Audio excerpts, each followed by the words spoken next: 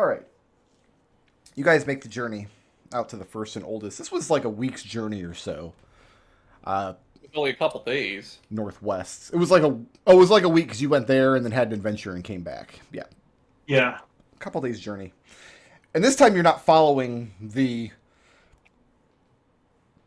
bizarre supernatural vines. Yeah.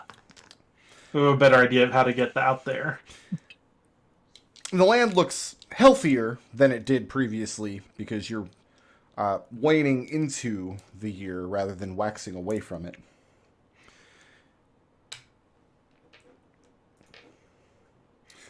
And the site is much the same as you left it, except the massive tree itself and a lot of the surrounding vegetation is a lot more colorful than you recall. Leaves and flowers in a wide variety of colors, even overhead on the boughs of the trees high above you. And as indicated, there is a Vistani Vardo camped very close to the point where you all entered the tree on your previous visit.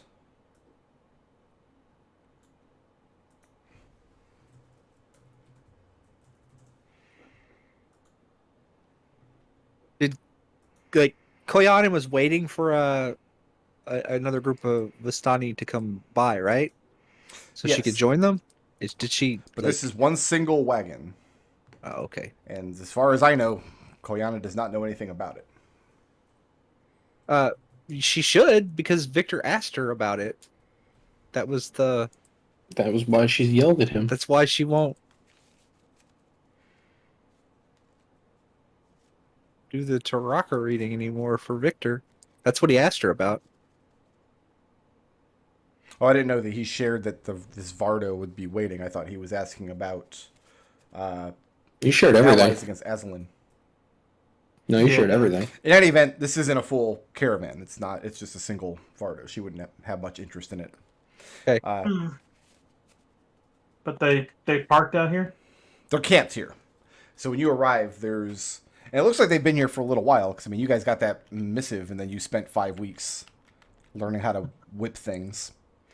So yeah, here in the shade of the great tree, under all the colors, their Vardo is parked up.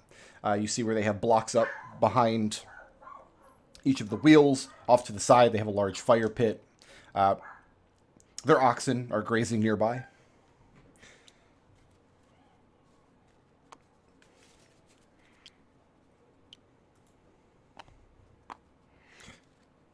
What time of day are you looking to approach?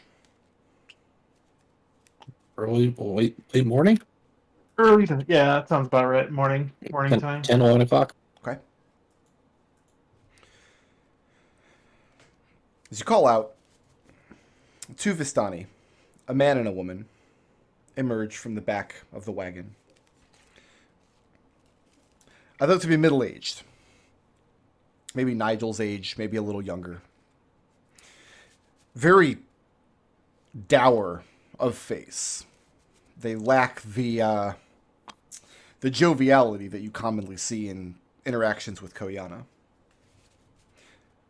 Nonetheless, they confirm that you are of House Veritas.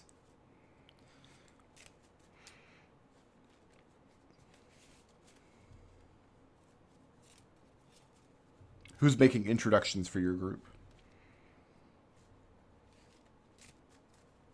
Well,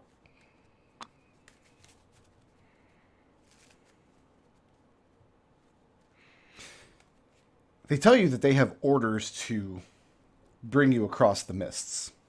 And they ask if you've traveled in this way before. not voluntarily. Yeah, we have a few times. Yeah, we actually. have. Yeah. When? Yeah.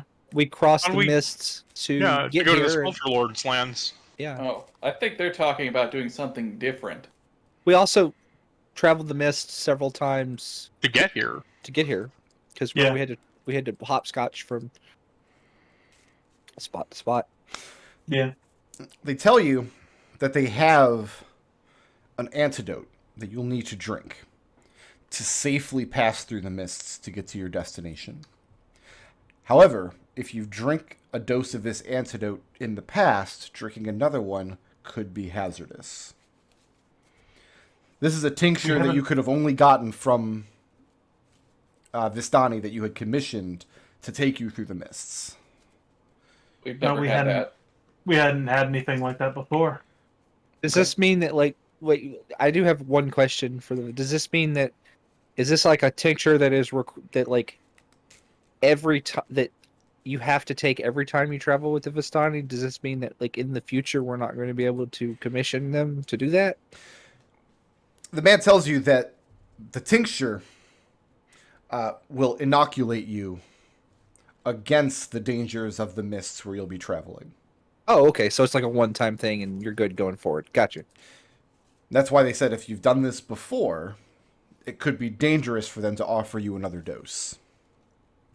No. The Vistani have never escorted us directly.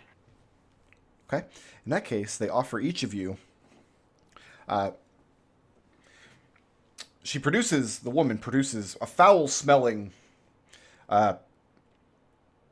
functionally, it's a foul-smelling concoction in this metal saucepan, basically, that she heats up over her cook fire. Then she bids one by one, each of you come up. She dips into this tincture with a wooden ladle and bids you each drink. Before we do that, why did you choose to Victor be will go here? first. Hold on, what did he say? I want to know why they chose to meet us here in the shadow of this tree. They tell you What that they did not choose here. This was where they were directed to wait for you. No. What do you know of the oldest and the first? The oldest and first what? I'm pointing to the tree. Do they not know anything? They don't know anything. Well, they tell you they don't know anything about this tree. Okay. Just we're not friends with him. That suits them. Evie, we're here. Let's just see what they have to offer. All right. Victor will walk up for his drink. And it's like taking a ladle of hot soup. It burns your tongue and the inside of your mouth as you swallow it. And it tastes like very, very bitter medicine. And for a moment, it feels like you're not going to be able to keep it down. Like taking a shot of alcohol that's way stronger than you were expecting. So you all see Victor make this grimace on his face as he swallows from this ladle, as she dips it in and offers it to the next person. Tastes like strawberries. Go for it. Edmont Take takes it. it. Okay? I mean, we're all drinking it, I think. Is anybody not? Okay. So one by one, you each drink of this tincture. And as you all do, she explains that though it burns and though it tastes foul, it will preserve your life where you're going. I like my life being preserved, yes. Doesn't require blood. They tell you it's going to be relatively cramped inside of the wagon, but that the journey should not take long. Good. You'll be at your destination in less than a day, and they've been commissioned to bring you halfway there. They'll have directions on the second half of your travel after you've passed through the mists. All right. Where are we going? They've been directed not to tell you. Have you been directed to give us a ride back when we're done?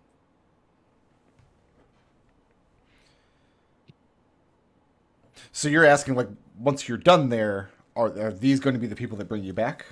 Yeah. They don't know.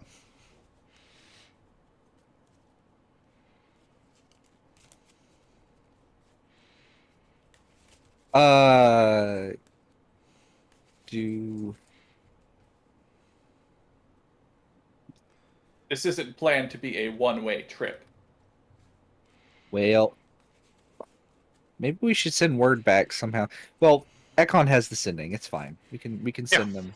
Yeah, we can get in touch with Abernathy if we need to. And over these probing questions, it becomes somewhat clear that they don't have any information about the missive that you receive. They were basically told to park under this tree, prepare this tincture, wait for your arrival, bring you into the mists when you arrive. Evie mostly trusts the Vistani, so I'm willing to go along with this for now.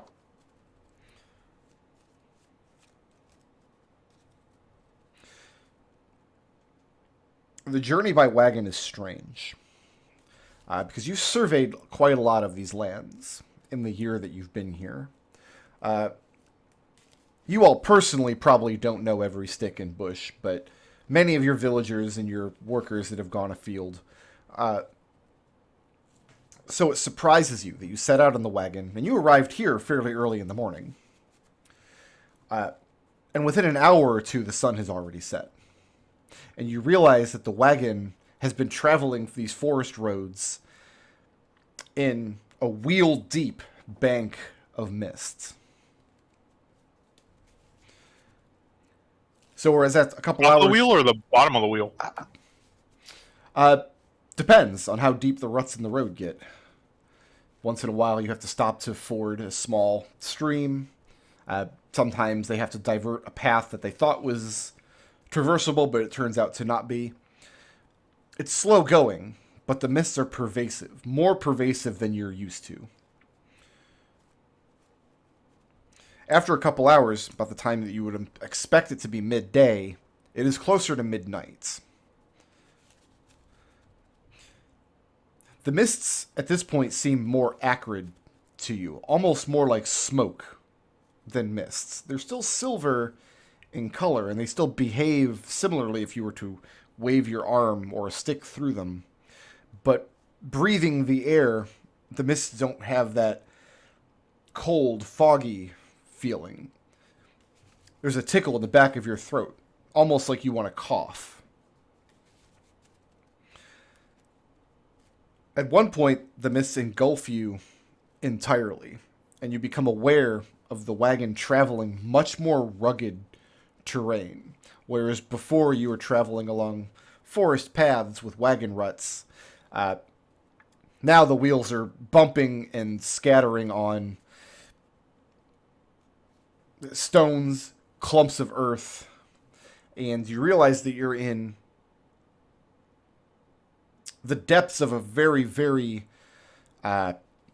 almost primordial forest, a place that humans don't live near, a place that is not exploited. As you break the tree line in another hour or two, it now being the middle of the night, you realize that the sky looks different. The moon is the wrong phase. Some of the constellations that you've come to expect are there, but they're in the wrong positions in the sky. There's also a chill in the air, as though it's much earlier in the year than it was back in your village. And the skyline is extremely mountainous, to the point where you realize that your wagon is traveling through the center of a valley.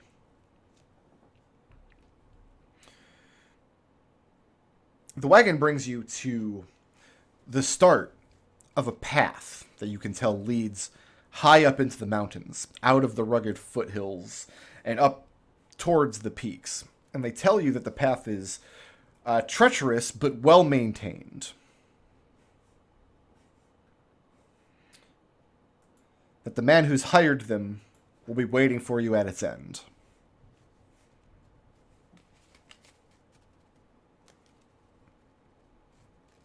Very well. Well, And what will you do now? They're going to leave. Well, safe journeys.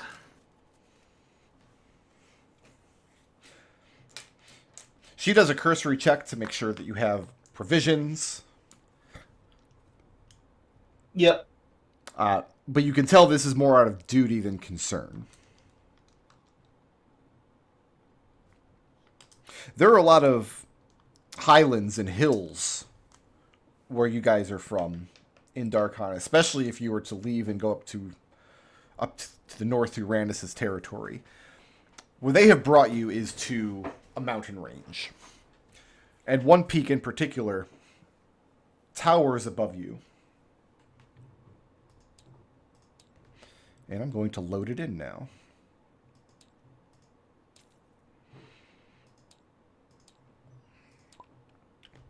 Which means I have to get it open in Photoshop here.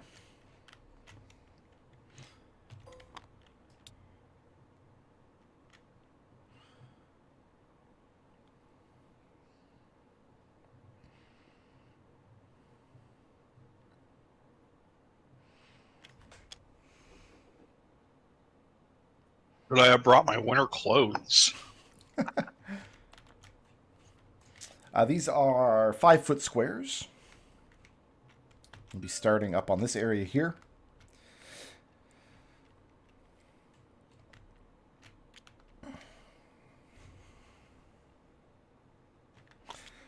So this trail winds its way up into the mountains. And the left-hand side, so let me get a white pen here. So this side, as you're coming down, this is a steep cliff to your left. And to your right-hand side here is a steep drop.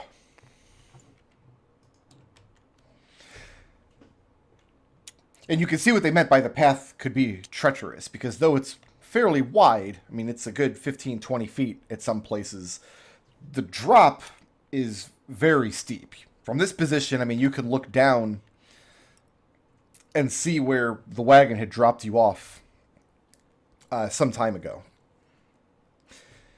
The interesting thing about this position is you get here, it's still the dead of night, but suddenly a dark shadow moves across the moon, and you hear, echoing from the peaks above you, the call of some faraway beast. After the shadow passes the moon, you lose track of it. But something large enough that was not a cloud, you thought it might be a cloud at first, is moving up in those mountains. Victor, are you taking Maybe a it's point? friendly. Yeah, Victor will take point. Okay. We need to track light sources. You Oh, yeah, have is it dim dark? light naturally because you have a nice bright moon. It's not a particularly cloudy night.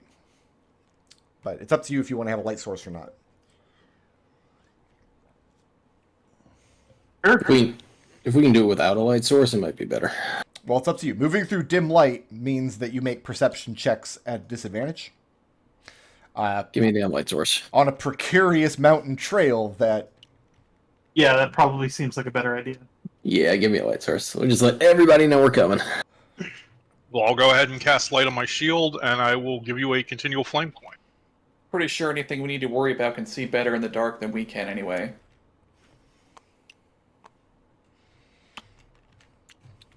Is the light cantrip 2020? Yes. Okay, so this is 30. Don't get too far ahead, Victor.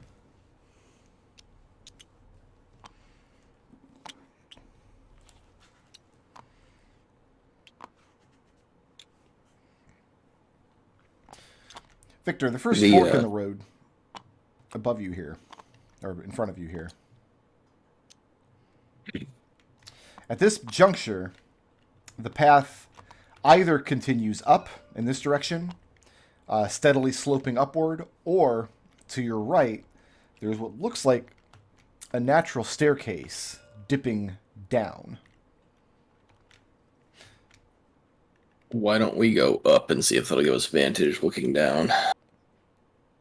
Well, the difficulty there is when you look down, you're casting your light source down. You won't be able to see further than about 40 feet below you. Somebody want to send their bird down one path? My owl can see in the dark. He'll check out what's around here. Okay. Or are you setting the owl from this position? Like, What do you which of the cardinal directions? Are you sending him, like, follow the wall? Are you sending him off to overlook I'm cliff? gonna have him fly up at like what I feel like is like a relatively safe height, and he's gonna just kind of follow this path here. Okay. The path moves forward, and what the owl sees that it becomes like a horseshoe juncture. In the split between them, so here, down below you would be a cave. So your option here is to move forward on this path above the cave or climb down the stairs to the cave itself. Oh, they didn't tell us exactly where to go, did they? Well, we probably want to check everywhere. Yeah, well, if I was waiting to meet somebody, a cave seems like a good idea. If I was waiting to meet somebody, I don't think I would go in a cave because then they might not find me. And it's pretty defensible, though, and safe from the elements. Yeah. I mean, let's just Plus, it looks like it's closer. let's start at the closest spot and work our way down. Alright, let's go to the Head down the cave. stairs. Yep. Victor's taking point, yes? Yeah. Victor, what's your passive perception? 18. 18. The stairs start to even out at a lower landing, which continues to circle around to your right. By the time you get to this stair,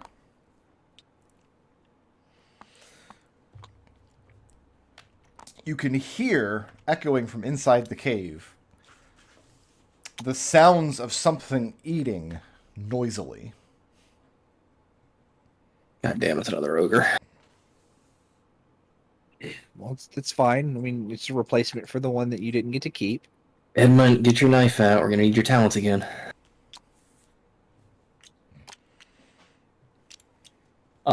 So sneakily, Mhm. Edmont, do you want to come with me to look at the cave? Sure. Alright, super sneak mode. I can Hang on, cast. hang on. I order both of you not to get eaten. Thanks, we'll try and obey. So you're just giving up on giving actual orders and are instead giving orders that we're obviously going to do anyway? That seems smart. I'm the going only to. way I to get us to assumed that listen. was her aid action for the hide you're about to do, but okay. Yeah. I'm going to cast Dark Vision myself. Yes. Cast Dark Vision on yourself. Yep. Okay. I think. Wait. Can I get the others back, or is it just? Victor will Just a hand the minute. light that he has to Evie. Oh, I thought you were going to sneak into the cave holding a light. That would have been really funny. Oh no, it's just one creature. So myself, yeah. Actually, I can give it to Victor. Let me make sure I can cast Dark Vision on someone besides myself. Dark Vision is a class feature for me. I can target any willing creature. Victor, Yep. would you like Dark Vision? I would love Dark Vision. You now have Dark Vision. Hey, Alright, sneaky mode. And that will last for, I think, an hour. 8 hours. 8 hours. Okay, cool. Okay, so into the shadows and let's peek around the corner. All right. Well, show me where you want to sneak to, then have you both make the hide check. Now we're gonna start with what can we see from the sort of the entrance of the cave. No, you're not in front of the entrance to the cave yet. I want you on that square if you want to see the entrance of the cave. And getting to that point, I want to see what your hide checks are.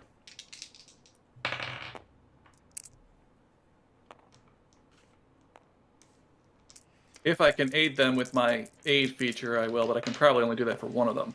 What are you doing to aid? I have the class feature that lets me help as a bonus action. So Right, that's but it. what is your help action doing? Like how? Oh, to give them advantage to stealth. I don't know. Maybe that doesn't make sense. What in the world is Evie doing that helps them be Encourage- sneakier? You can Encouraging them. give their opinions using her rogue class feature. She is a Give her- rogue. Yeah, give your opinions of where the best places to hide are. Well, she wouldn't know that without having knowledge of the cave. She's telling us to stay in the shadows. I'm going to say that a help action is probably not appropriate here. All right. That's a 20. If a 26 fails, then it's a 30. How'd Edmont do? 23. Okay. I rolled a really high. I thought you guys were going to fail this for sure. The creature in the cave. I'm going to describe this the way I see it in my book here. Oh, by the way, I got the Tome of East back down. Excellent.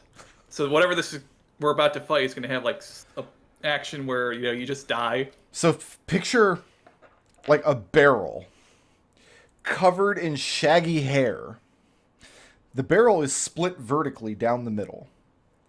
And the vertical slices of the barrel on both sides are covered in foul-looking teeth.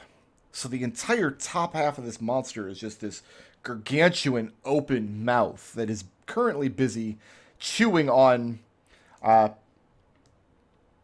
some sort of animal. The state of mutilation in this animal would be difficult to tell what it is. The creature is using all four of its arms to greedily rip pieces of meat, crack bones off of this thing, and just feed it into the top of its mouth. And it smells incredibly foul, but it has not noticed you. Victor looks at Edmont, shakes his head, mouths the Edmont word is shaking nope. his head. Edmont is doing the exact same thing. Nope. Nope. Let's see what's up the other path, maybe. Yeah, let's go the higher path. Unless you guys really want to go see if that thing can fit you in its mouth. Oh, it would have no Good. problem fitting any of you into its mouth. I mean, did it have any treasure? Doesn't look long enough to see because I'd rather not deal with the mouth. Thank you very much. I'm tired of being engulfed. Suddenly, like a portal opens and Red like pops his head out. You have enough treasure. So going around this horseshoe path, you can see the path below you. By the time you get to here, Victor, it's a good 50 or 60 feet fall down to the mouth of the cave from this point. It's far enough that if you were to stoop down with your light cantrip, you wouldn't be able to see the floor below you very well. It's a good thing I had dark vision now. So peeking around the corner. I wonder what that sensation is like, being able to see through regular vision, like with your regular light source, up to a point, and then beyond that, getting sensory input from a completely different vision source, like dark vision. Continues around, continues the wall to your left, and the drop to your right, and you're climbing up and up and up.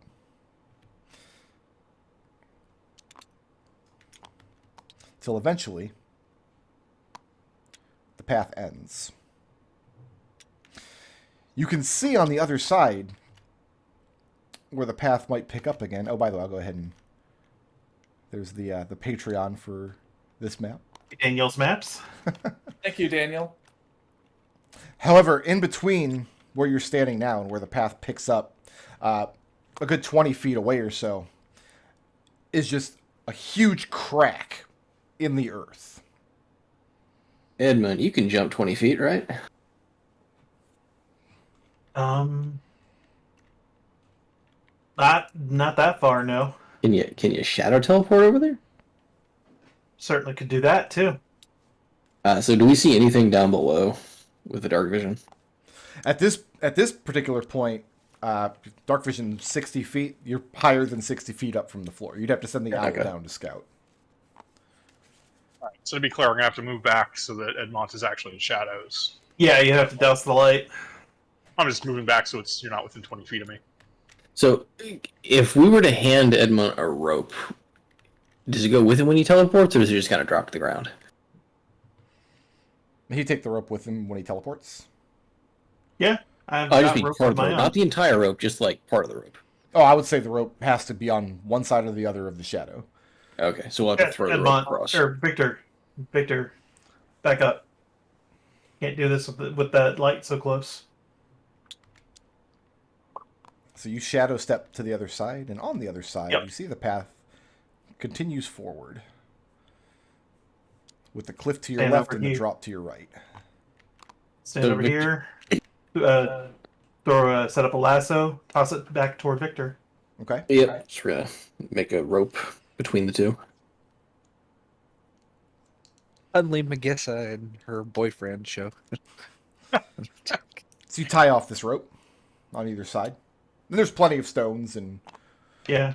places to hammer a spike or something. Make sure it's secure before you go across. Yep. So to be clear, though, this rope is you're tying it taut over this crack. This isn't going to be like a guiding rope. You're not climbing across the gap holding this rope. You're trying to, like, tightrope walk across it. Well, no, because Victor has a second rope that he will then throw to Edmund's side. Okay. Okay. Yeah, it's a one to stand on, one to guide. Gotcha.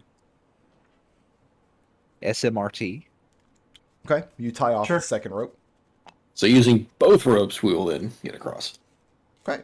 Or at least we'll try to. That's the intention. So we're going to One call at a this time. a strength check. You can apply athletics to this if you are trained in athletics. So strength athletics. Call it DC 12, and you have advantage on the roll. Everybody who passes gets across the rope safely. Everybody who fails goes for a dip. So when you say strength athletics, do you maybe mean acrobatics? No, I mean athletics. I respect the hustle. Like, I had to try. This is That's a 12. 12. 12 will get you there.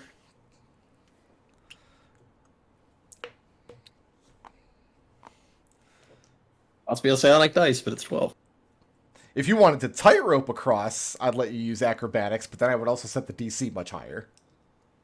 So Ekon is going to say a short prayer, holding a page of a reliquary book he has bound to his house relic, and gain the proficiency in the athletic skill for an hour. Okay. And then I'm going to cast guidance on myself and try and walk across. So he's only holding the rope with one hand, and then Air's holding Well, no, the other. it's an instantaneous. The spell lasts an hour after I cast it. When You you do only have saw advantage one to this. set of footprints, that's when air carried you. Carried you across the treacherous rope bridge. Looks like air dropped him. Yeah. Did you roll at advantage? Oh, why would I have advantage? Because you guys built a rope bridge. Oh, Okay. Yeah. that helps. Okay. Yeah. I'm not letting that 2 stand without some effort. 9, 10, 11, 12. 9, wait. Hey! 9, 10, 11. What's my proficiency bonus at this level? 3. Or 4. Is Or, it okay, I make it exactly 12. Oh, right, because you guys are all one level higher than me. Uh-huh, okay. So Victor and Ekon barely make it across, and Victor and Edmont are the ones who constructed the bridge. So now we're starting to question the integrity of this bridge. Do we need a third rope? Let's go ahead and just do. I'm gonna go ahead and do Orson. Okay. I'm sure he'll have much difficulty making a strength check. Yeah, Oh, yeah, yeah, he makes it. absolutely. Orson dances across. you could He's- probably carry one of he us. does like a cartwheel across the rope. Like that's acrobatics. Orson, calm down. Come on, girls, it's fine. Yeah, I'll go next.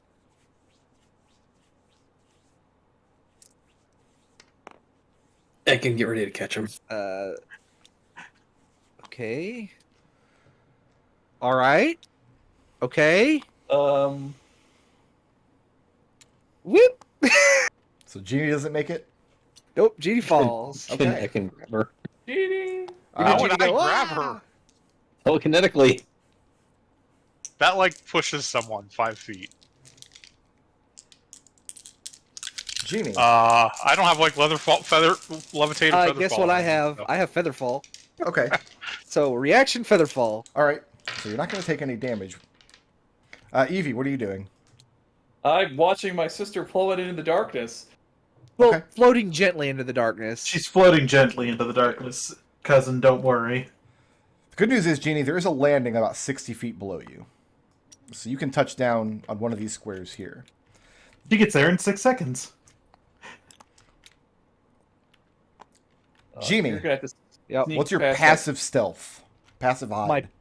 My passive hide would be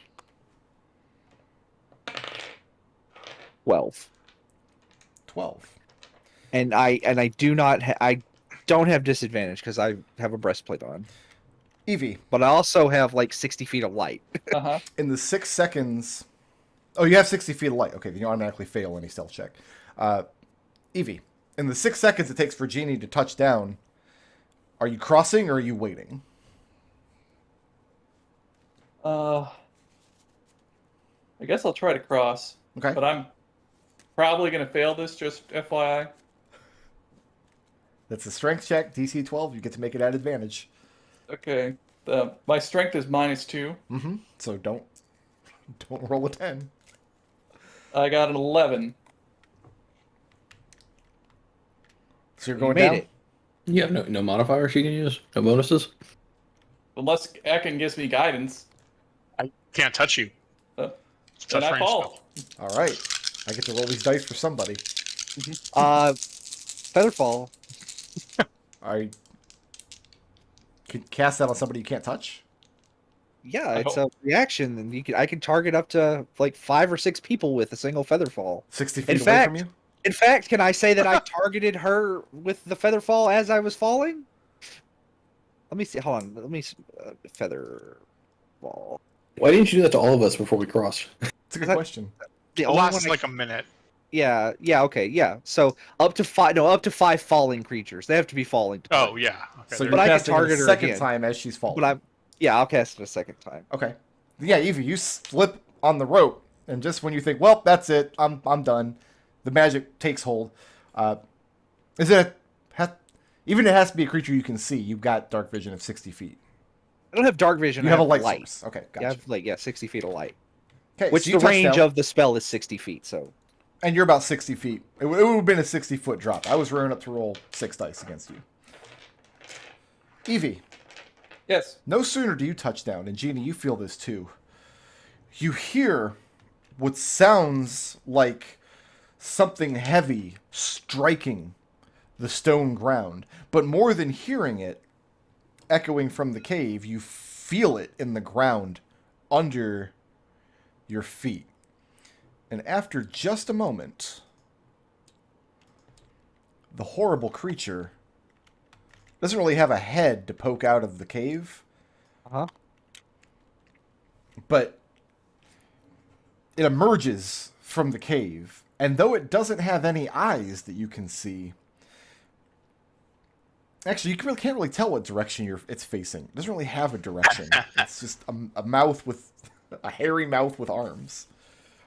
But you can tell that it knows where you are. So, let's roll initiative. all right. Quick, get another rope.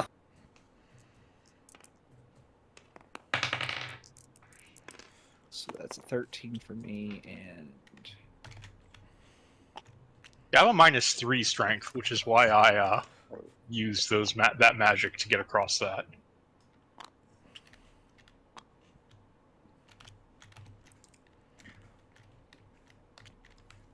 So what Or you kind want of... Do either of you up top have enough of a light source to see down to the bottom? Edmont does, because you've got dark vision of 60. 50 Yes? feet of dark vision. well, I'm again holding a 60 foot. Are they more than 60 feet? Oh, you're away? right. You're holding... for some reason, I keep thinking Genie has like an artificer thing that gives her dark vision.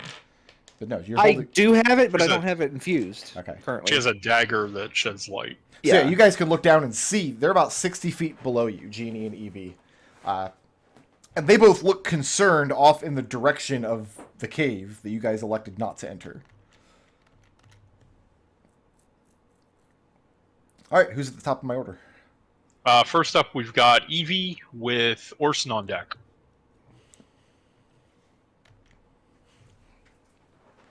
There's no way to climb up this, right? What's your move speed, 30? If I dash, I could get to 60. So you could climb 30 feet, but that wouldn't make it all the way up. So you'd have to then make a check to... It could be an You could athletics check to climb up. Cunning action dash. Yeah, you're a rogue. You can get up to 90. Yeah. Okay, so you can climb So- 45 feet, but that's still not enough. So you can, if you want to climb 45 feet up this wall, then make me a strength athletics check. Do I know the DC? My strength is really bad. Mm-hmm. I probably should try it then. I'd say 12. It's a rugged cliff face.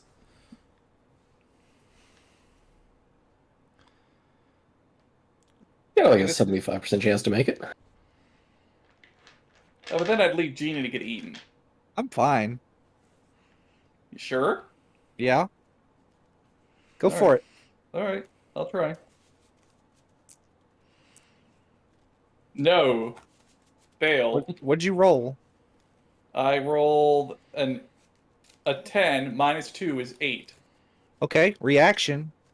Flash of genius +5. Am I 45 feet up this wall then? Yep. So Evie is feverishly climbing up the wall. Who's next? Next up, we've got Orson with Edmont on deck.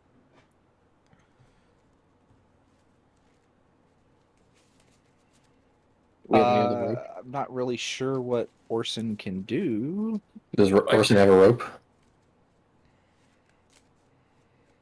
Orson, no, I don't think Orson does have a rope. He's not carrying really any equipment.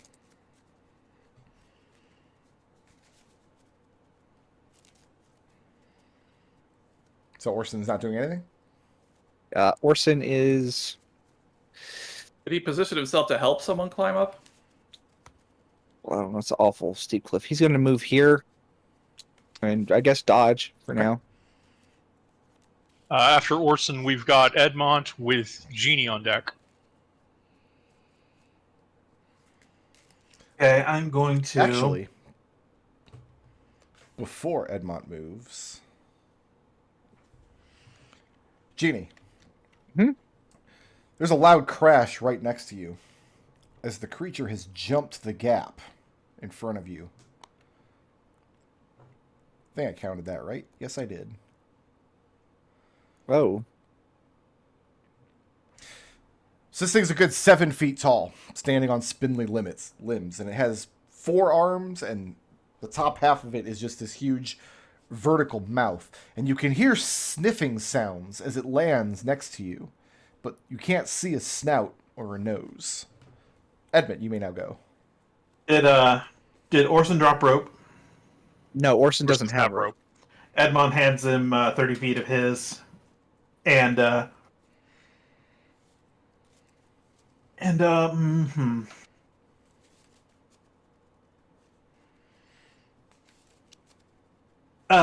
dim is the light down there? It's bright. Genie has a light cantrip dagger. It's not light. It's not light. It's a. But yeah. It gives off bright light, whatever it is. It's candlelight up to a certain point. I'm just need to check my. So there's a 20-foot radius around Genie No, that is going to 30. be bright light, right? Oh, 30? Okay. 30. You could vamp anywhere that's not within 30 feet of her. But I have a limit to that. I think I can only go. I can only go 60 feet away. So if there wasn't bright light down there, you could bamf from the top of this cliff to the bottom Yeah. in one jump. Okay? Is that a dead end by Genie? No, the path continues, but nobody's had a chance to examine what's down there yet. I'm gonna go ahead and I'm going off. Throw some d6s at me. You're just jumping down? Yeah. Well, he is a monk. Okay. Yeah, don't you have a slow fall ability? Sure do. Throw some d6s for you. I rolled a bunch of ones. You might be okay. I'd give you another feather fall. Except 17 I- points of bludgeoning damage from the fall. I negate 25 points of falling damage. Okay, so yeah, you jump down, and I mean, you feel the shock, but you know how to absorb the blow. And yeah, you land right next to this thing, and this thing smells foul. And as soon as you land, you also are cognizant of this thing, like making sniffing sounds in Genie's kind of general direction. But as soon as you land, its whole body twists towards you. Let's punch it. Edmont or Genie, before you punch it, I will let... Oh, you know, it's Edmont's turn, so you can't. Genie, I'll let you use a reaction right now to make an insight check on this monster. I used my reaction to flash a genius. That's Then all. you don't have... yeah. Then you can't do anything. Okay, Edmont, please punch my monster. You didn't do anything wrong. That's debatable. Does an 11 hit? 11 does not hit. Extra attack. 16. 16 will not hit. Damn. Key point, flurry of blows. 17. 17 No, I'm will sorry, hit. 16. 16 Yeah, will 17. Yeah, it's 17. That's right. I Is it a cannot s- count. McDohl, is it a 16 or a 17? It is a 17. 17 will hit. It's an 11 on die plus 6. Hey, we found the AC. I notice you just keep going up one. So that's kind of how the dice behave for me naturally. So that's 4 points of bludgeoning damage. Okay. Dark Powers, that's this thing to make a Constitution saving throw. Constitution shaving throw. It definitely needs a shave. Saving throw. Yeah. 26. Damn. Okay, we'll try it again. 18. 18 will hit. And the dice are incrementing for me. I don't know what you want from me. Eight more attacks and you get a crit. Every 10th attack is a crit. Yeah, again, I get a punch card there, Brick Road. That's 8 points bludgeoning damage, and make me saving throw one more time, please. Okay. 26. God, okay. Guess what, guys? Stunning this thing ain't gonna be an option, I guess. Edmont. Punching this thing is just like hitting a solid sack of muscle.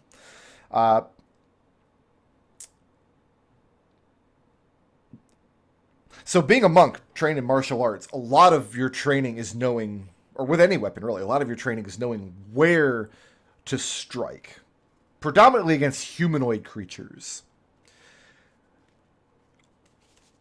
And I'm going to have both, just Edmont, I think. I'll do this on a per character basis. Let's have Edmont make a horror check. 19. 19.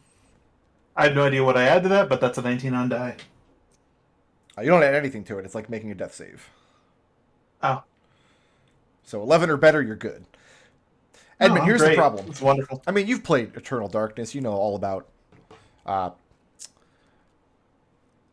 what's his name? H.P. Lovecraft? Ask me what he named his cat. The creature is an impossible creature. Yeah. The muscles are in the wrong places. The bones are in the wrong places. You can see the organs inside of its gaping maw. You have no idea where to strike this thing. And for a moment, you're overwhelmed by it. But you push through it. You're like, you know what? I'll be overwhelmed later. I can poop myself later. Right now, I need to punch this thing into this hole. Moving or staying put? Yeah. I am... Can't really move much else where, except for like right here, possibly against the wall. Okay. Got Genie with Victor on deck. Genie, before you take your turn, Okay.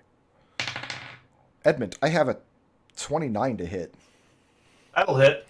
The thing reaches out with two of its arms, grabs hold of you. You are grabbed. That's not good. Don't like that. Don't Genie, like you're that. up. Okay. I like this legendary action thing, Brick Road. Like, You don't?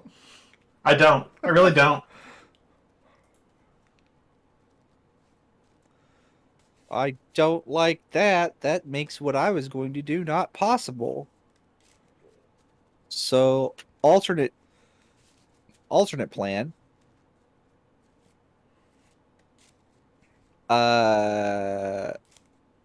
Vortex warp. The creature. Do I want to vortex the warp the creature or Edmont?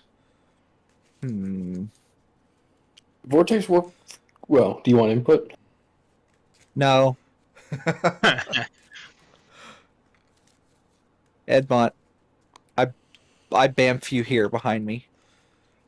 So how does Vortex Warp function? You just like a Misty Step kind of deal?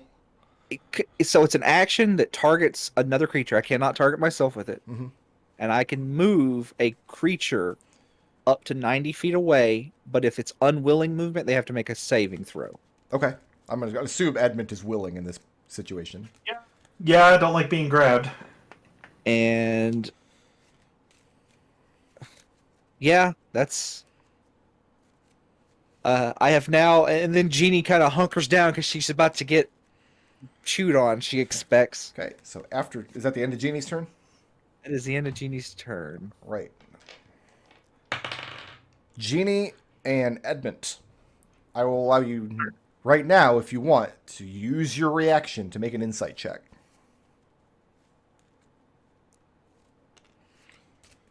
I'll take it. Okay. I'm not going to take it. I'm going to hold my reaction because I'm probably That's going to that need one. Nat 1. it. Yeah. Yeah. The thing's arms that it was hugging Edmont, pulling it in, snapped to its torso, and it flails its arms back out, surprised for a moment, and it goes back to kind of sniffing mode.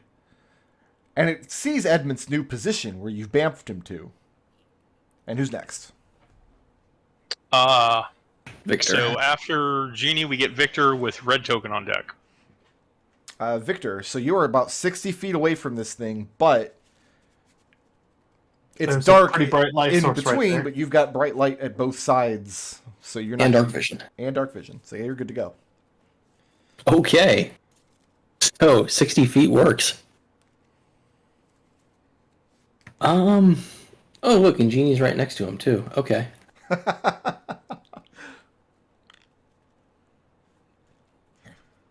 What do we think this thing like? It's big and it's hairy. Lots of hair. Okay, Yeah, it hair stands about burns, right? 7 feet tall. All right, then I guess for the bonus action,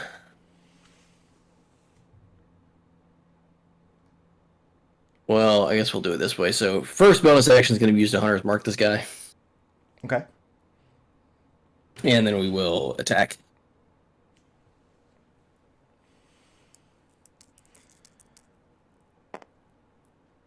Does a 20 hit? Sure does. Let me get some dice.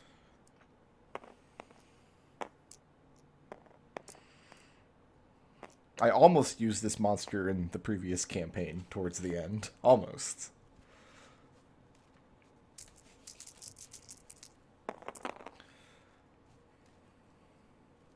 That's only going to be 22 points of psionic damage. Okay. Yeah, the thing is now aware that it's being attacked from above. Victor, moving or staying put? Well, Victor feels like he's safe up here, so he's going to stay put. All right, who's next?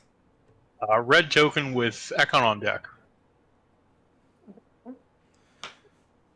Okay. So actually, question. If it's psionic damage, does it really know the direction that it came from? I'm going to say yes, because you are attacking it from a particular direction with a thrown object. Okay. Or like a thrown magical force, or whatever you're calling it. How do I do this? Alright, I know what I'm doing. Genie. Yep. I have a 17 to hit. Shield. That puts my AC to 21. Okay. Genie. I have an 18 to hit. Nope, looking for a 21, Chief. Thing reaches out at you. And it's not trying to hit you or grab you. It's trying to shove you aside. You throw up your shield, and its hands bounce off. First the right, then the left.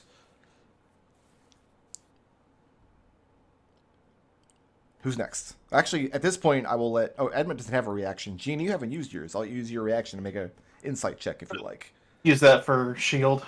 Oh, yeah, you don't have a reaction. Now I can kill both of you. There's 4 more of these guys hiding out here. Who's next? I hope so. Ekon. Ekon.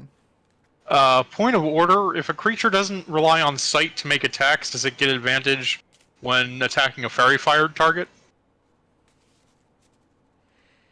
Fairy Fire grants advantage to anybody attacking a target if it's under its effect. Right. So I would say, I don't think the spell says anything about you have to necessarily see it. It just grants advantage. In fact, last week you had an incorporeal creature that was Fairy Fired, and I gave you all advantage against it. Fair enough. So if you Fairy Fire this guy, then everybody would have advantage regardless of, as long as you're using a to hit roll and not a saving throw. Yeah. He's asking, is it okay for the fairy fire us? Well, I'm pretty sure I can drop a 20. This is 60 feet away from me, this square? Yeah, that's fine. Okay, I can drop a 20-foot cube, like, starting here and going back in this direction. So let's go ahead and get a dexterity saving throw against Fairy Fire. Okay. News good as con save, so maybe this will be better. That's a 21. Nope. Did not work. So the blinding light of air illuminates the area for a second with golden motes of light, but doesn't stick to the creature. As a bonus action, hey, Evie, how'd you like to be pulled up the hill 5 feet? Am I gonna have to make a save if he does that? As long as you use the remainder, enough movement to get to the top of the hill, you won't have to make another check climbing. Okay, yeah, go ahead. Well, Evie 5 feet up, so she's 50 feet up now. Yep, so you have 10 feet to go. And I'll move back so she has space on the top of the hill. That is the end of Ekon's turn. We're back at the top with Evie. Okay, well, before Evie gets to go, Genie. Huh? I have a 20 to hit. I'm looking for a 21, Chief. Okay. Evie, fix it.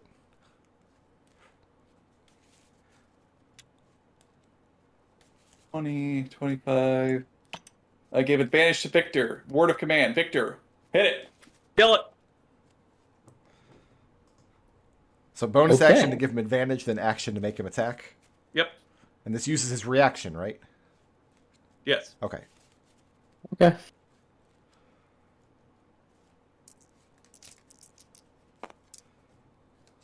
Does a 24 hit?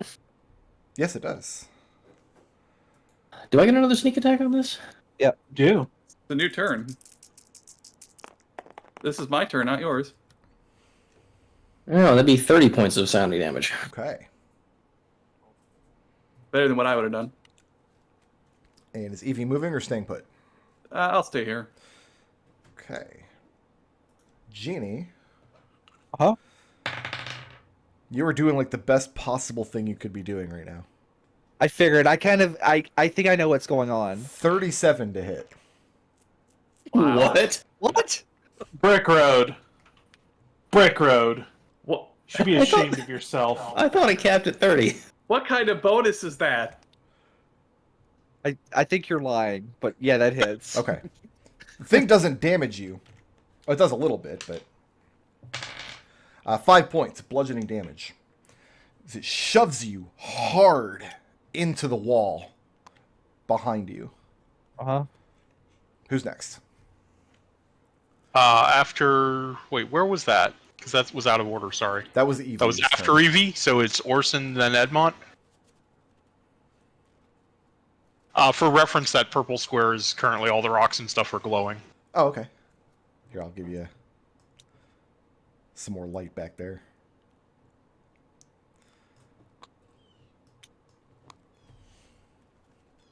So Orson? This is a very powerful creature. Yes, it is.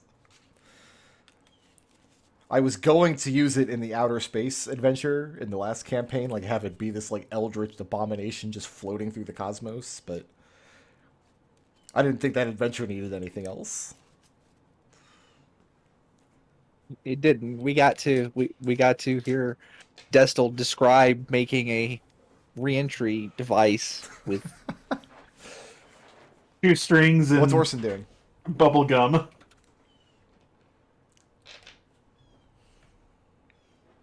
I'm not sure. Orson doesn't have a ranged weapon, does he? Nope. Orson is going to. How quickly can he climb down? Orson mean, does he have can- 30 feet of my rope. Yeah, Orson is going to throw down. He's going to use his action to affix the 30-foot rope and hang it down. That way, the person who, with the intent of whoever, if you climb up, you don't have to make you dash and all that. You'll have something to hang on to where you're not like having to make saves and I'll stuff. grant advantage on a saving throw if you guys have a rope climbing up. Yeah, that's fair. That seems like a good use of his action. So he's gonna fling a rope down. Yeah, he's gonna fix a rope. A new 30 length foot of down. rope, or is he just grabbing one of these lengths here? He Edmont gave Edmont's him rope. 30 feet. Yeah, Edmont gave him an additional 30 feet of rope. Okay. So it's a new rope. That's his turn. All right. Edmont. After Orson, we've got Edmont with Genie on deck. Edmont, I've got good news and bad news. Is he gonna get like another The bad news is legendary action? he still has a legendary action this turn. What? The good news is he can use it to move or attack, but not both. So all he can do is Hmm. move forward. Is this thing just wanting to chew on my face? It's coming for you, brother. Okay. Tell you what I'm gonna do. Well, before your turn starts, if you still have a reaction you haven't used, I'll let you make an insight check with it. I've already used it. Okay, then you can't then. So I'll tell you punch what it, I'm though. doing. I'm gonna bonus action to key point to dodge, Mhm. and I'm gonna punch the crap out of it.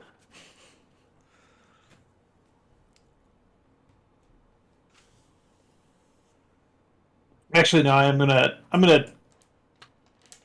Yeah. Punching is fine here. Okay. Punching is fine too. That is an 8 to hit. Nope. How about a 24? Will that hit? That'll hit. For 4 points of bludgeoning damage, and best I got is I can try and make him fail that saving throw again. So what kind of save do you want? Constitution saving throw. You're using a key point to activate Stunning Strike? Yep.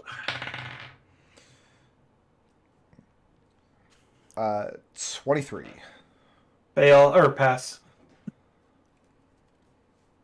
It's the best that I can do. And yeah, no, that's it. That's it for my turn. This thing's got And I am outrageous dodging. strength and constitution saves. Yeah, I'm dodging here. All right. All right. After Edmont, we have Genie with Victor on deck. Okay. Genie, fix it. I have a pretty good idea of what's going on. I think I knocked over a book. Let me pick that up. Okay. I have a pretty good idea of what's going on, but I don't see how that information really helps at the moment. So Genie is going to shove Edmont with my action Shove him where? in this square. Okay. And Player has no idea what's going on, so and then I she's don't gonna know. then she's going to move here, and then she's going to use her bonus action to cast Sanctuary on herself. What does that do? It's the thing where you got to make a Wisdom saving throw to attack a target. Okay. After And Genie, do you have anything else? that's it. Got Victor with Red Token on deck. Okay. You Sadly, still I do don't- sneak attack. Yeah, I don't have advantage anymore though. So we're going to. Yeah, that sniper eye. I do, and I may end up using that. Why So, do you not have advantage? Oh. well, because I don't think I have advantage anymore, do I? I gave him advantage for the attack that he took already. Yeah. Yeah. But So, yeah, It's we're gonna easier to use. throw an ally. We're gonna use. So, does using the charge of the sniper eye require count as an action or anything? It should be listed on the sheet. If I give you. if you roll below a certain number, you can punch it up to like a 10, I think. Yeah, it just says allows a hit roll. Doesn't say it's a action or a bonus action or reaction. Then no, doesn't require any kind of Okay. action. Okay, so we're going to bonus action. Fantastic fire daggers, Okay. and then if I need to use this preemptively, or can I use it if I roll low? If you roll low, you can at that point you can decide to use it. Okay.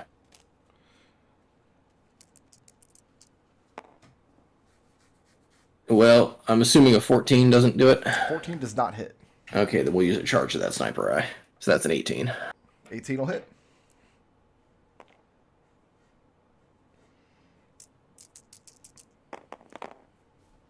Are you friggin' kidding me? That's only going to be 19 points. If it's vulnerable to fire, then it becomes 38 points of fire damage. Well, it's definitely vulnerable to fire because on your turn, it becomes vulnerable. Unless it was already immune. Okay. Yeah, he didn't like that. And Genie, I mean, the smell of singed fur sparks through the air. Victor, moving or staying put? Victor's going to take a step back. Edmont, you hear Genie go, "Bleh." All right, we've got red token with Ekon on deck. Genie, the thing will be leaving your threat range. Yeah, sure, I'll take a stab at it. With what? I have a dagger in my hand. That's what my life source is. Do it. Okay. I mean, it's not going to do anything like amazing. It's just. No, that's a nat 1. Okay. Damage is damage. The thing stoops down in front of you, Genie, and then leaps into the air with such force that it leaves a crack in the ground. It jumps a good 50 feet upward. Those of you up on the cliff hear a crash as the thing grabs hold of the cliff face and uses the remainder of its action to dash up to the top. And it now stands before Ekon. Don't like that. Shove it.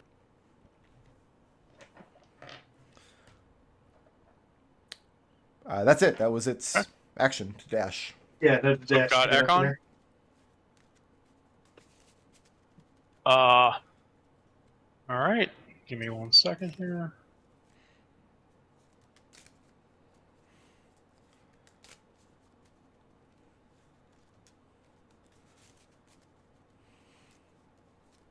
Okay.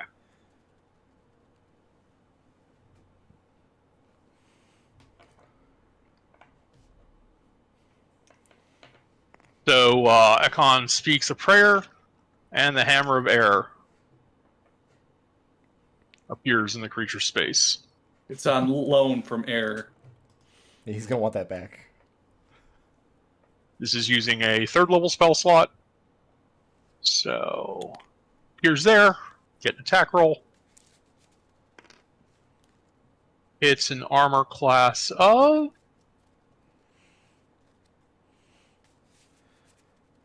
25. 25 will hit.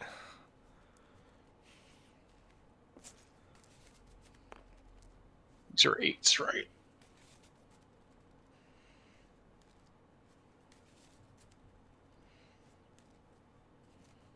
Yep, okay. That does add my wisdom. So go ahead and take one other thing, class feature. Suddenly work on cantrips. So that's going to be 19 force damage. Okay.